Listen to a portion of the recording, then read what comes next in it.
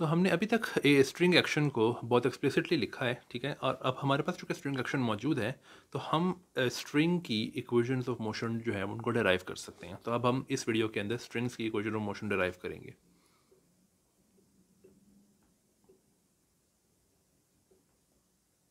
या जिसको short form में EOM भी कहा जाता है, ठीक है। सो हमारे पास चूँकि स्ट्रिंग एक्शन मौजूद है, तो उसको हम लिख सकते हैं दोबारा -t।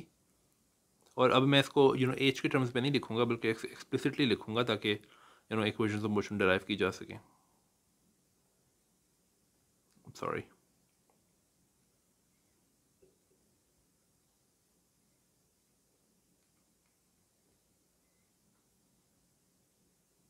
Right, okay.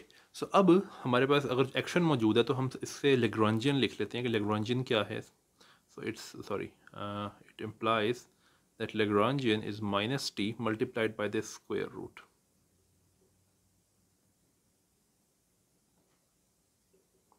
राइट।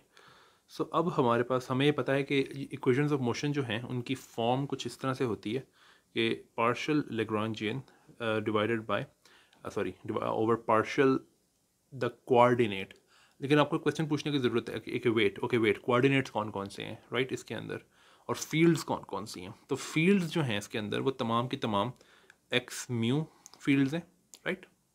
और जो कोऑर्डिनेट्स हैं वो आप बहुत आराम से देख सकते हो कि they are sigma naught and sigma one, because आप देख सकते हो कि जो इंटीग्रेशन है वो सिग्मा नॉट और सिग्मा वन के ऊपर हुई हुई है, राइट। सो इसमें मैं कोऑर्डिनेट्स की जगह लिखूंगा सिग्मा ए, ठीक है, divided is equal to partial A Lagrangian partial L over partial sorry यहाँ पे फील्ड आनी है ना कि Lagrangian partial mu, right. So ये दरअसल वो इक्वेशंस ऑफ मोशन है जो कि हमें डिराइव करने की ज़रूरत है। लेकिन आप एक चीज़ देख सकते हो कि ये जो चीज़ है ये तो ज़ीरो है। वो क्यों? वो इसलिए क्योंकि लेग्रांजियन जो है उसके अंदर एक्स म्यू जो है वो एक्सप्लिसिटली कभी भी नहीं आ रहा ना, या तो उसका टाइम डेरिवेटिव यानी कि एक्स डॉट आ रहा है या तो एक्स प्राइम आ रहा है। तो इसका मतलब है कि हम इसको सेफली ज़ीरो कर सकते हैं हमारे पर्पज़ के लिए। तो ये ज़ीरो है, ठीक है। इसका मतलब है कि जो इक्वेशंस ऑफ मोशन होंगी they will be like partial a, और ए का मतलब है कि ए कैन बी ज़ीरो और one, they are zero, right. तो हम एक्सप्लिसिटली सम कर सकते हैं a zero like this plus a one something like this is equal to zero. लेकिन सॉरी यहाँ पे ज़ीरो है, ए नहीं है। So partial naught x mu, इसका मतलब क्या है? इसका मतलब है कि एक्स डॉट म्यू, राइट। तो इसकी जगह मैं एक्स डॉट म्यू लिख देता हूँ, एक्स डॉट म्यू। और इसी तरीके से यहाँ इसका मतलब है एक्स यानी कि पार्शियल वन एक्स म्यू का मतलब है एक्स प्राइम म्यू। तो इसकी जगह मैं एक्स प्राइम म्यू लिखूँगा। अब मैं एक नया एक नई नोटेशन इंट्रोड्यूस करता हूँ, वो है पी म्यू थॉ। इसका मतलब है कि partial Lagrangian over partial x mu dot, ठीक है। और एक है पी म्यू सिग्मा, वो कुछ भी नहीं है सिवाय partial L over partial mu sigma. इसके अगर आप ये नोटेशन यूज़ करो तो आप देख सकते हो कि ये चीज़ जो है ये एग्जैक्टली ये है, और जो ये चीज़ है वो एग्जैक्टली ये है। तो अगर आप ये नोटेशन यूज़ करो तो जो इक्वेशन ऑफ मोशन बनती है वो है सिंपली ये म्यू थॉ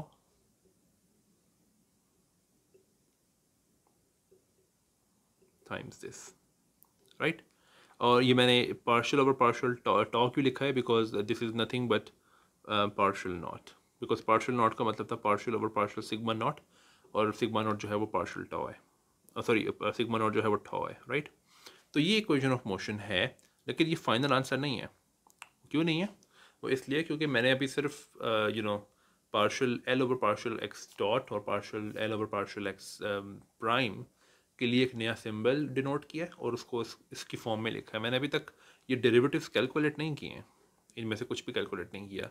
तो देखने में ऐसा लग रहा है कि ये इक्वेशन ऑफ मोशन बड़ी सिंपल है, लेकिन actually it will be very very you know horrible, ठीक है, बिकॉज ये जो पी म्यू टॉ और पी म्यू सिग्मा हैं ये दोनों, इनके एक्सप्रेशंस बहुत ज़्यादा कॉम्प्लिकेटेड होंगे, तो हम इनके एक्सप्रेशंस अब कैलकुलेट कर सकते हैं। So let's calculate them. So P mu tau, इसका मतलब है partial L over partial x mu dot. So partial over partial x mu dot, लेकिन हमारे पास जो लेग्रांजियन है इसका एक्सप्रेशन जो है उसके अंदर माइनस टी भी आ रहा है, तो उसको हम बाहर निकाल लेते हैं, फिर लिखते हैं ये partial x mu dot.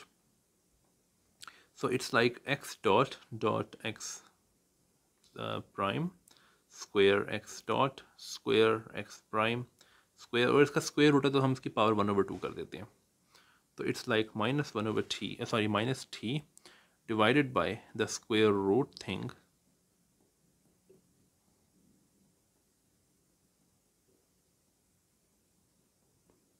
Right. और फिर अगर हम इसको डिफ्रेंशिएट करें with respect to partial dot mu, sorry with respect to x mu, let's see क्या आता है। वैसे I think you will be able to do that the steps, लेकिन मैं सिर्फ एक एग्जांपल के तौर पे करके दिखा देता हूँ। Over partial x dot mu, so ये जो ऊपर लिखा हुआ है इसको अगर मैं इस तरह लिखूँ कि x dot mu x prime mu, इस तरह से, और इसका स्क्वायर है, सॉरी बल्कि मुझे म्यू न्यू नहीं यूज़ करना चाहिए क्योंकि नीचे भी म्यू है, तो अल्फ़ा बीटा बेहतर है। सो ये बनता है 2 टाइम्स दिस होल थिंग जो कि ब्रैकेट के अंदर है, लेकिन वो तो simply x dot dot x mu थी, सॉरी एक्स प्राइम थी, तो उसको मैं दोबारा इस तरह लिख लेता हूँ, और फिर multiplied by the partial derivative of x mu times this thing जो कि ब्रैकेट के अंदर है अभी भी, राइट। हम देख सकते हैं कि इसमें जो डिपेंडेंट है एक्स डॉट पे वो सिर्फ ये चीज़ है, तो इसका डेरिवेटिव आ जाएगा, तो वो बनता है कुछ इस तरह से,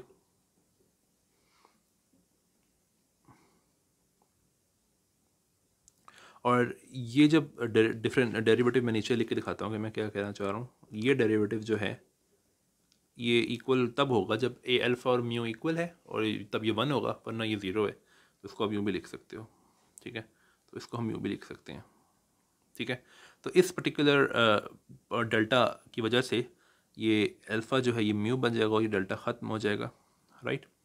और इसकी वजह से आप यूँ भी लिख सकते हो कि इस तरह से, राइट। तो इसका मतलब ये है कि हमारे पास ये जो डेरिवेटिव है ये इक्वल है 2 टाइम्स, सॉरी इसको बल्कि यूँ लिखना चाहिए, this is equal to 2 times x dot dot x prime और एक्स प्राइम म्यू, ठीक है, इस तरह से, राइट। तो ये पहली चीज़ जो है, और इस यहाँ पे एक और चीज़ है कि ये 1/2 जो था ये स्टार्ट में आना चाहिए था, वो मैं भूल गया हूँ, ये नीचे आना चाहिए था।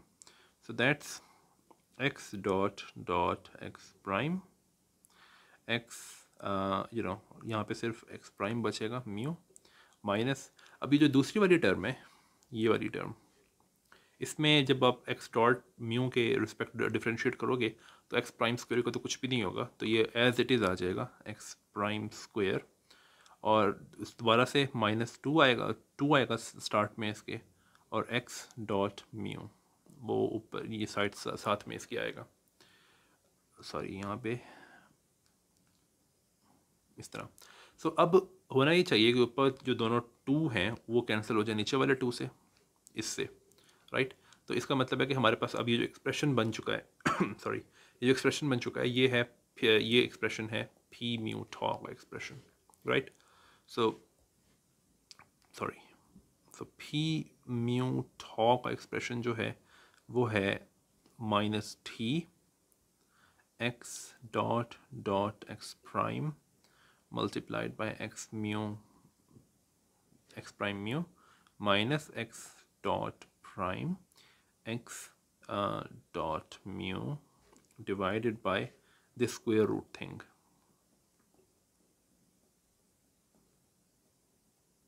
तो आप देख सकते हो कि एक्सप्रेशन कितना अजीब है पी म्यू टॉ का।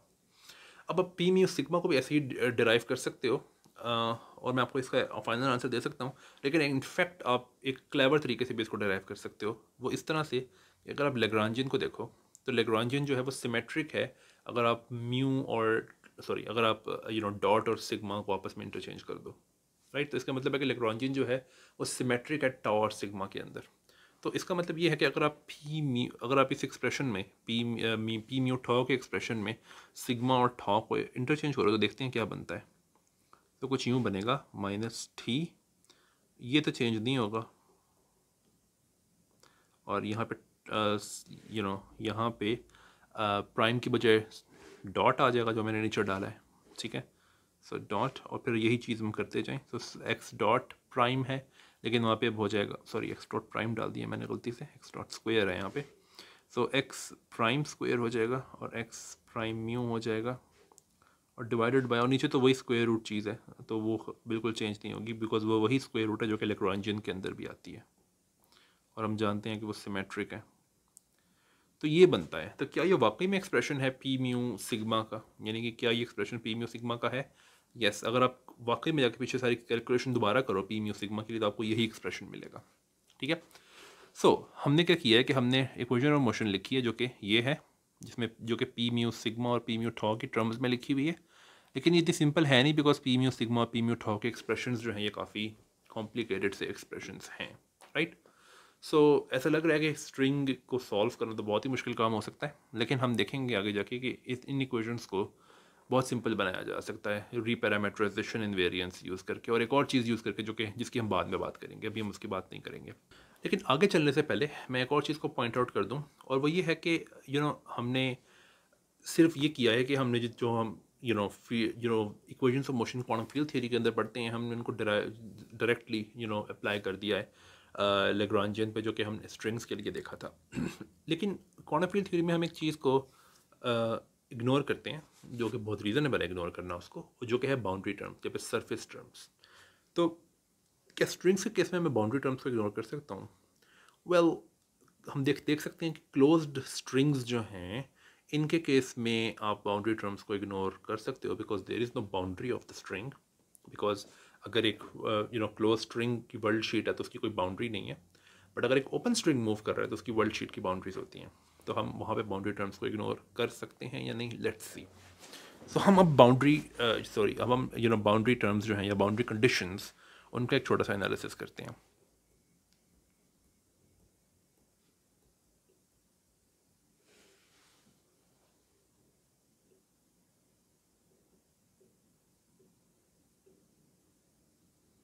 Right, let's see. सो हम क्या करेंगे कि हम एक एक्शन को एक जेनेरिक फॉर्म लिखेंगे एक्शन की, जो कि होती है स्ट्रिंग्स के केस में। So it's nothing but the integral of the Lagrangian, ठीक है। अब हम क्या करते हैं कि हम एक छोटा सा चेंज लेकर आते हैं इस एक्शन के अंदर। So change in s, it will be equal to, यहाँ पे चेंज इन लैग्रांजियन हो जाएगा।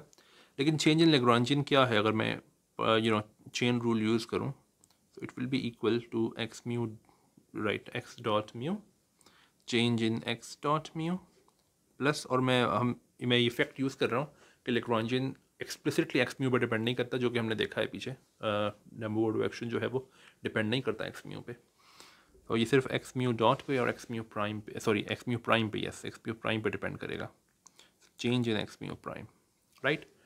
अब मैं ये कर सकता हूँ कि मैं इन दोनों इक्वेशंस को, सॉरी इन दोनों टर्म्स को, इस टर्म को और इस टर्म को इस तरह लिख सकता हूँ यूजिंग प्रोडक्ट रूल, जो कि बहुत ही कॉमन ट्रिक है, तो मुझे बताने की ज़रूरत नहीं है। सो पहली वाली टर्म जो है उसको मैं लिख सकता हूँ इस तरीके से कि it's just the derivative of the total thing, so sorry partial over partial tau of this whole thing, right, minus partial over partial tau of the first thing। तो अब देख सकते हो कि मैं डेल्टा एक्स म्यू से derivative हटा रहा हूँ एक तरह से, अब ये कह सकते हो, ठीक है। अच्छा, अब मैं नोटेशन को अच्छा बनाने के लिए ज़रा मैं ये यूज़ करूँगा कि जो मैंने अभी मिटाया है that was nothing but P mu tau, ठीक है, और ये भी पी म्यू tau ही है और कुछ भी नहीं है, तो पी म्यू tau, राइट। तो इससे ज़रा नोटेशन अच्छी बन जाती है। So that's just partial P mu tau।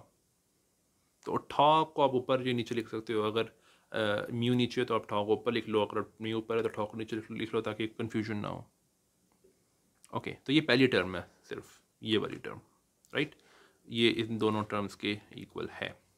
Okay, अब दूसरी वाली टर्म की बात करते हैं जिसको मैं रेड कलर में लिखता हूँ। सो दूसरी वाली टर्म जो है वो एग्जैक्टली ऐसी ही होगी, बस इसमें थोड़े से चेंजेस होंगे। सो वो है partial over partial sigma, sigma mu, sorry sigma mu, और दूसरी टर्म क्या आएगी इसमें, वो होगी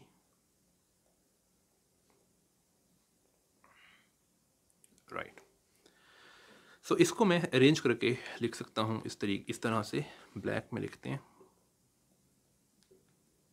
ओके, सो इसमें तीन तरह की टर्म्स आएंगी। एक टर्म होगी जिसमें जिसमें डेल्टा एक्स म्यू होगा, और इसमें दो टर्म्स आएंगी। एक टर्म आएगी ये, और एक टर्म आएगी, एक टर्म आएगी, बल्कि इसको मैं नीचे लिख लेता हूँ। एक टर्म आएगी ये, और एक टर्म आएगी सिग्मा म्यू, राइट। तो ये एक तरह की टर्म्स हैं बल्कि। सो ये दरअसल इस टर्म की और इस टर्म की बात कर रहे हैं। और बाकी दो टर्म्स जो हैं उनको हम अलग अब लिख सकते हैं। तो उनमें से एक टर्म जो है वो है सिंपली ये partial over partial thaw sigma mu thaw sigma mu, delta x mu, और दूसरी टर्म जो है वो है partial over partial sigma, right. अब हमें पता है कि ये जो चेंज इन एक्शन है ये वैनिश होना चाहिए for small deformations of the action. तो इसका मतलब है कि ये आर्बिट्ररी डिफॉर्मेशंस ऑफ एक्स के लिए वैनिश होना चाहिए। इसका मतलब ये है कि ये चीज़ ज़ीरो होनी चाहिए जो कि ब्रैकेट के अंदर है, राइट, तभी वैनिश होगा। बट ये जो ब्रैकेट के अंदर है दैट्स एग्जैक्टली, अगर ये ज़ीरो है तो ये एग्जैक्टली इक्वेशन ऑफ मोशन है और कुछ भी नहीं है। इसका मतलब है कि एक्शन को वेरी करने से भी हम इक्वेशन ऑफ मोशन देख सकते हैं कि वही आएगी जो कि हमने पीछे देखी थी कि वो आनी चाहिए। तो ये इस टर्म का वैनिश होना, दैट वो हमें कुछ नया नहीं बता रहा, वो हमें सिर्फ ये बता रहा है कि जो इक्वेशन ऑफ मोशन हमने डिराइव की थी पीछे वो सही है। अब ये दो टर्म्स हैं, ये बाउंड्री टर्म्स है दरअसल, राइट। तो इनको अलग अलग देखते हैं। तो पहली टर्म जो है वो है partial over partial thaw,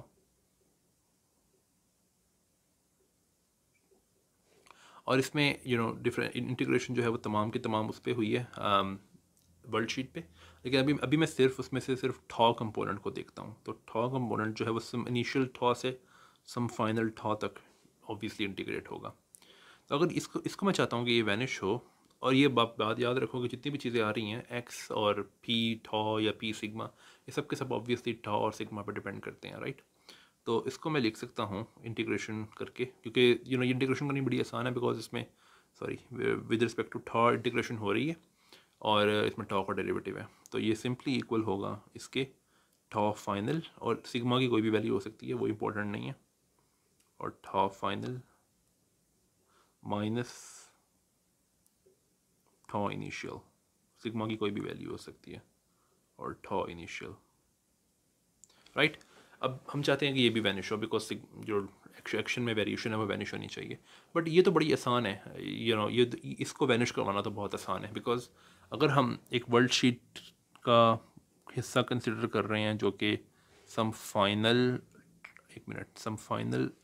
thaw और सम इनिशियल थॉ के बीच में है, तो हम ये ऑब्वियसली जिस तरह हम QFT में करते हैं, क्लासिकल मैकेनिक्स में करते हैं, हम ये एज्यूम कर सकते हैं कि फाइनल टाइम पे, यानी कि फ़ाइनल टाइम पे किसी भी सिग्मा के ऊपर फाइनल टाइम पे जो डिफॉर्मेशंस हैं एक्स में वो ज़ीरो हो जाएं, और जो इनिशियल टाइम है इस पे जो डिफॉर्मेशंस हैं वो भी ज़ीरो हो जाएं। अगर ये दोनों ज़ीरो हैं तो दिखना बड़ा आसान है कि ये ज़ीरो है, यानी कि कैंसिल नहीं होंगे, लेकिन ये ज़ीरो है, ये ज़ीरो है, ये ज़ीरो है, इसका मतलब है कि ये पूरी टर्म ज़ीरो है।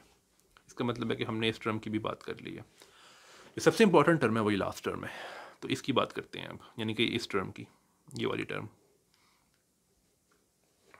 ओके, सो ये टर्म जो है ऑब्वियसली इसमें इंटीग्रेशन होगी सिग्मा पे और थॉ पे, जिस जो कि एक्शन से आ रही है, और partial over partial sigma mu, right, like this, ठीक है। अभी हम टॉ इंटीग्रेशन को छोड़ देते हैं और अभी हम सिर्फ म्यू इंटीग्रेशन की बात करते हैं, सिग्मा इंटीग्रेशन की बात करते हैं। टॉ इंटीग्रेशन को साइड पे करते हैं। तो सिग्मा इंटीग्रेशन जो है वो अब आप भी क्वेश्चन पूछ सकते हो कि अब आप सिग्मा की कौन सी रेंज रखना चाह रहे हो। तो अभी हम सपोज करते हैं कि सिग्मा 0 से स्टार्ट होता है और कोई लास्ट वैल्यू तक जाता है, तो उसको हम सिग्मा 1 कह लेते हैं। बल्कि नहीं, वो आई थिंक उससे कन्फ्यूजन पैदा हो सकती है कि सिग्मा 1 जो है वो सिग्मा, उसको हम सिग्मा भी कहते हैं, तो उसको मैं कह लेता हूँ फॉर एग्ज़ाम्पल ए। ठीक है, अभी अभी हम कोई भी नेम दे रहे हैं, उसको बाद में हम इसकी एक वैल्यू सेट करेंगे। सो सपोज़ के सिग्मा जो है वो 0 से लेके ए तक जा सकता है। ठीक है, अच्छा, अब इसमें चूँकि सिग्मा डेरिवेटिव मौजूद है तो ये इंटीग्रेशन करना बड़ा आसान है, तो अभी टॉ इंटीग्रेशन को छोड़ देते हैं। तो ये इंटीग्रेशन आएगी इक्वल इसके, so at any tau but at a, जो दूसरा वाला आर्ग्यूमेंट है वो सिग्मा है, right. So this thing at tau and a minus sigma 0, sorry at any tau and, अब सिग्मा 0 है और एनी टॉ एंड 0 है। अब यहाँ पे एक बात है कि बाउंड्रीज जो हैं वो कब होंगी, वो तब होंगी जब एक ओपन स्ट्रिंग मूव कर रहा है, जिसके एंड पॉइंट्स हैं, राइट। तो ये इसकी बाउंड्रीज हैं, ये वाली। ठीक है, तो मैं कह रहा हूँ कि ये बाउंड्री जो है उसका मतलब है सिग्मा इज इक्वल टू 0, इस पूरी बाउंड्री के ऊपर सिग्मा 0 है और टॉ की वैल्यू चेंज हो रही है क्योंकि टाइम के साथ वो ऊपर मूव कर रहा है। और अच्छा, यहाँ पे एक थोड़ी सी बात है कि मैं एक तरह से ये अज्यूम कर रहा हूँ कि टॉ जो है वो टाइम की तरह है। उसकी एक रीज़न है, उसकी हम बाद में बात करेंगे, because there is something known as static gauge, जो कि टॉ को बिल्कुल टाइम की तरह कर देता है, राइट। तो एक तरह से आप ये समझ सकते हो, क्योंकि मैंने इंट्रोड्यूस टॉ और सिग्मा को इस तरह किया था कि they are just coordinates, but अब मैं कह रहा हूँ कि टॉ जो है वो टाइम की तरह है। तो उसकी एक रीज़न है, उसकी हम बाद में बात करेंगे। सो ये वाला जो एंड, ये जो बाउंड्री है ये है sigma is equal to a. ठीक है, सो ये जस्ट एक सिंबल है जो कि मैंने अभी यूज़ किया, हम बाद में ए की वैल्यू जो है उसको फिक्स करेंगे। सो इसका मतलब ये है कि मैं एक चाह रहा हूँ कि ये जो चीज़ है ये जो चीज़ है ये इस बाउंड्री पे है, राइट, क्योंकि इसमें ये जो मैंने हाईलाइट किया चीज़, ये सिग्मा इक्वल टू ए पे है, ये ज़ीरो होनी चाहिए। और अब मैं ब्लू में अगर हाईलाइट करूँ तो ये जो चीज़ है, ये सिग्मा इक्वल टू 0 पे है और ये इस बाउंड्री पे लाई करती है, ये भी 0 होनी चाहिए। ये बाउंड्रीज इंडिपेंडेंट हैं एक दूसरे के, तो आप ये नहीं कह सकते कि ये दोनों जो हैं, ये जो रेड और ये जो ब्लू एक्सप्रेशंस हैं, एक दूसरे के इक्वल हों, बिकॉज अगर ये दूसरे के इक्वल होंगे तो ये ऑब्वियसली इनका जो डिफरेंस है ये वैनिश हो जाएगा। लेकिन मैं चाहता हूँ कि बाउंड्रीज इंडिपेंडेंट हों, तो मैं चाहता हूँ कि ये दोनों टर्म्स जो हैं ये इंडिविजुअली वैनिश होनी चाहिए, ना कि सिर्फ इनका जो डिफरेंस है वो वैनिश हो। ठीक है, ये बहुत इंपॉर्टेंट बात है। ओके, सो अब अगर ये बात सही है तो मैं चाहता हूँ कि मैं ये जो पहले वाली टर्म है जो कि सिग्मा इज इक्वल टू ए पे है, ये वैनिश होनी चाहिए। ठीक है, और ये जो दूसरी वाली टर्म है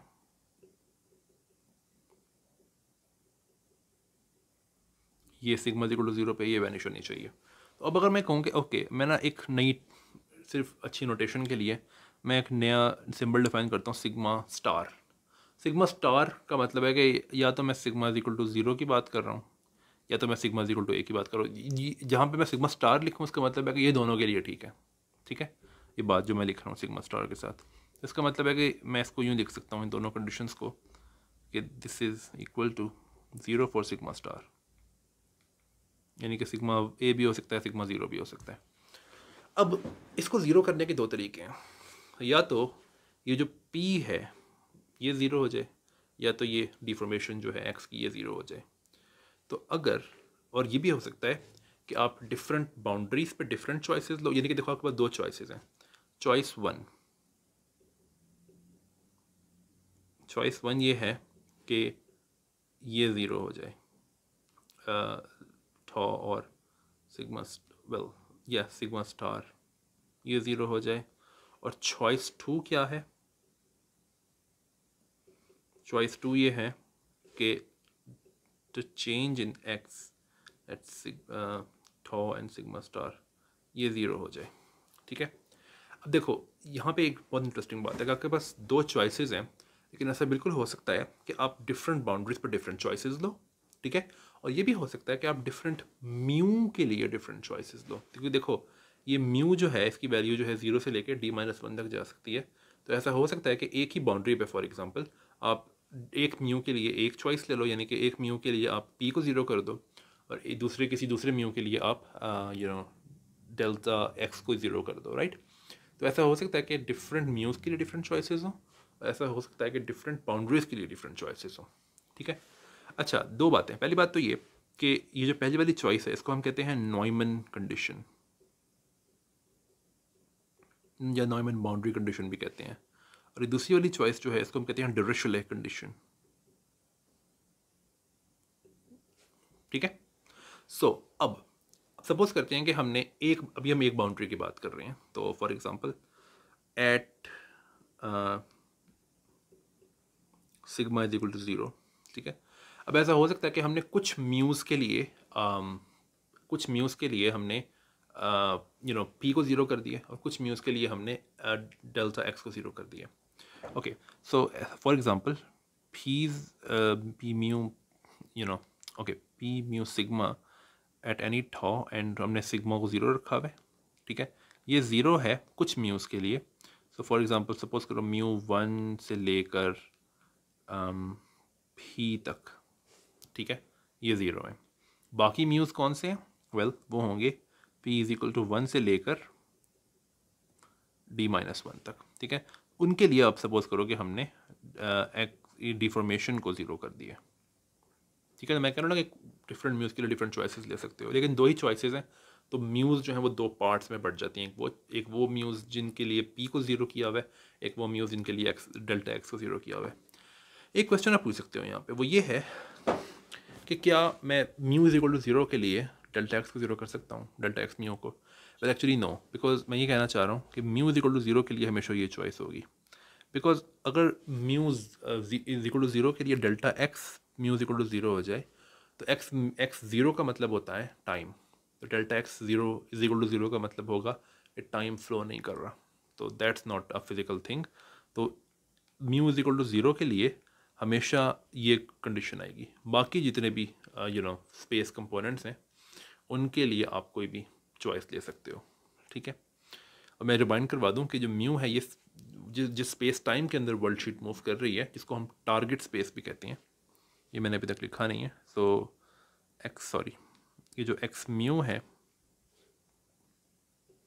जिसमें म्यू जो है ये 1 से लेकर 1 से लेकर d-1 तक जाता है, ये स्पेस टाइम है, टोटल स्पेस टाइम जिसके अंदर वर्ल्ड शीट मूव कर रही है, तो इस टोटल स्पेस टाइम को हम टारगेट स्पेस भी कहते हैं,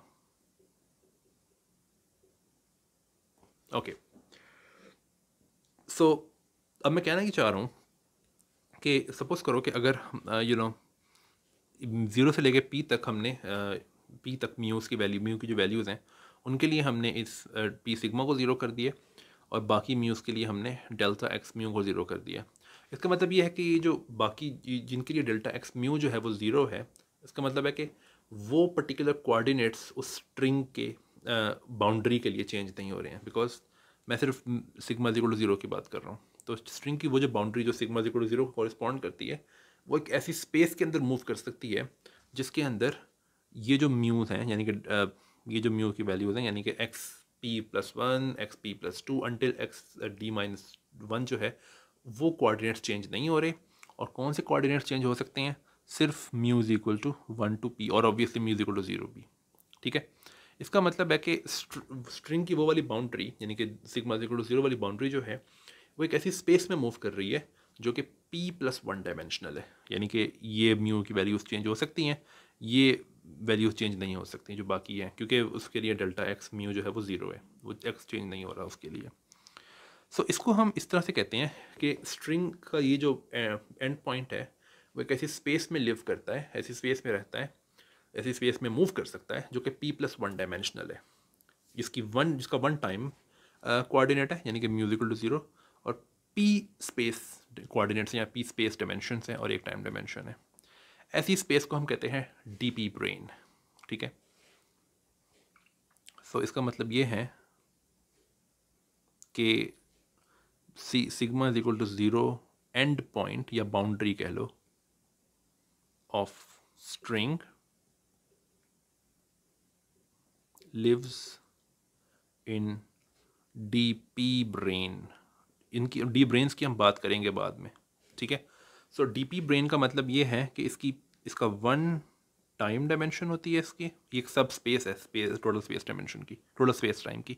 वन टाइम डायमेंशन होती है और पी स्पेस डायमेंशंस होती हैं। ठीक है, दूसरी बात ये कि अब आप ये कर सकते हो कि दूसरे एंड पॉइंट की बात करो, यानी कि sigma is equal to a की बात करो। So sigma is equal to a की बात करते हैं।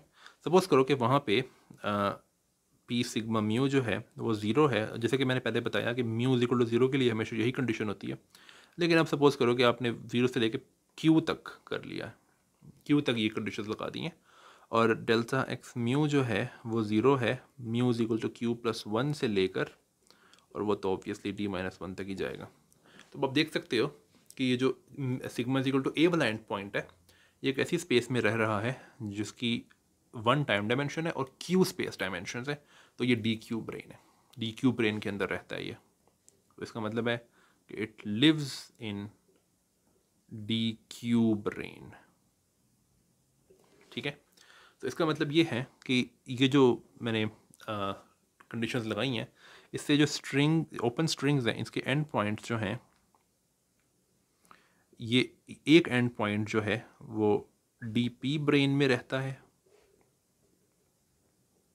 और दूसरा एंड पॉइंट जो है ये डी क्यू ब्रेन में रहता है। ठीक है, तो ये ब्रेन जो है ये p प्लस वन डायमेंशनल है, p प्लस वन डायमेंशनल, जिसकी स्पेस डायमेंशंस p हैं, और दूसरा जो ब्रेन है ये q प्लस वन डायमेंशनल है, q plus one dimensional, q space dimension one time dimension. दूसरी बात ये कि अगर हम कोई एक म्यू की वैल्यू ले लें, फॉर एग्जांपल अगर हम mu is equal to zero की बात करें फॉर एग्जांपल, ठीक है, तो mu is equal to zero जो है उसके लिए sigma is equal to zero वाला जो एंड पॉइंट है उस पर जो बाउंड्री कंडीशन है वो ये वाली है। ठीक है, यानी कि इसको हम नॉयमन बाउंड्री कंडीशन कहते हैं। और अगर मैं sigma is equal to a की बात करूँ तो वहाँ पे भी mu is equal to zero के लिए यही वाली बाउंड्री कंडीशन है। इसका मतलब ये है कि हम ये कहते हैं कि कि mu is equal to zero जो कोऑर्डिनेट है स्पेस टाइम का, यानी कि एक्स ज़ीरो जो है वो उसके ऊपर जो बाउंड्री कंडीशन है वो नॉयमन कंडीशन है। नॉयमन का मतलब होता है कि एक एंड पॉइंट पे भी नॉयमन कंडीशन है, दूसरे एंड पॉइंट पे भी नॉयमन कंडीशन है। सपोज करो कोई ऐसी कोई वैल्यू हो म्यू की सच दैट कि एक एंड पॉइंट पे उस पर जो बाउंड्री कंडीशन लगी हुई है वो डिरिचले कंडीशन है, यानी कि delta x mu is equal to zero वाली कंडीशन, और दूसरे एंड पॉइंट पे उसके लिए लगी हुई है नॉयमन, यानी कि दूसरे का मतलब है पहला एंड पॉइंट है sigma is equal to zero, दूसरा एंड पॉइंट है sigma is equal to a. ठीक है, तो पहले पे डिरिचले है, दूसरे पे नॉयमन है, तो उसको हम कहते हैं डिरिचले नॉयमन कंडीशन या फिर डी एन कंडीशन। और अगर नॉयमन कंडीशन हो तो उसको हम कहते हैं एन एन कंडीशन। और अगर पहले पे नॉयमन है दूसरे पे डिरिचले है तो उसको हम कहते हैं नॉयमन डिरिचले या फिर एन डी कंडीशन और फिर डिरिचले। सो इसका मतलब ये है कि mu is equal to zero जो है उसके लिए हमेशा नॉयमन कंडीशन होती है हमेशा। ठीक है, जैसे कि मैंने बताया कि टाइम फ्लो करना चाहिए दोनों एंड पॉइंट्स के लिए। उसके अलावा जितने भी म्यू हैं उनके लिए आपके पास एक चॉइस है, तो डी माइनस वन तक उनके लिए ये चार बाउंड्री कंडीशंस हो सकती हैं। या तो नॉयमन, इसका मतलब है कि नॉयमन कंडीशन है sigma is equal to zero वाले एंड पॉइंट पे, और नॉयमन कंडीशन है sigma is equal to a वाले एंड पॉइंट पे, और इसको हम यूँ लिखते हैं। या तो नॉयमन डिरिचले, सेल्फ एक्सप्लेनेटरी है कि क्या मतलब है इसका, डिरिचले नॉयमन, पहला वाला जो है वो हमेशा sigma is equal to zero के लिए होता है, दूसरा वाला sigma is equal to a के लिए, और लास्ट जो है वो है डिरिचले बाउंड्री कंडीशंस। तो ये अलाउड बाउंड्री कंडीशंस हैं। नॉन ट्रिवियल बाउंड्री कंडीशंस भी हम पढ़ते हैं आगे एडवांस्ड कोर्सेज के अंदर, confirm field theory for example, वहाँ पे हम पढ़ते हैं, लेकिन अभी हम उनकी बात नहीं करेंगे। ठीक है, और जब फर्मियंस की हम बात बाद में करेंगे तो वहाँ पे और एडिशनल तरह की बाउंड्री कंडीशंस आती हैं। राइट, सो ये एक आप कह सकते हो एक तरह से आपका पहला इंटरेक्शन है डीपी ब्रेन्स के साथ। राइट, हम आगे आने वाली वीडियोस में डीपी ब्रेन्स के एक्शंस को भी स्टडी करेंगे और हम देखेंगे कि ये किस तरह से इनके डायनामिक्स क्या होते हैं। लेकिन आई कैन टेल यू कि दे आर मच अहेड, हम उनकी बात करेंगे लेकिन काफ़ी बाद में। राइट, लेकिन ये डी ब्रेन्स जो हैं, और बेहतर तरीका इनको डीपी ब्रेन कहना है क्योंकि डीपी जो है पी का मतलब होता है कितने स्पेस डिमेंशंस हैं उसके, तो ये डीपी ब्रेन्स के साथ आपका पहला इंटरेक्शन है। और हमने जो बाउंड्री कंडीशंस की बात करनी थी वो हमने अब ओपन स्ट्रिंग्स के लिए कर ली है। सो नेक्स्ट वीडियो में मिलते हैं। So until the next video, bye.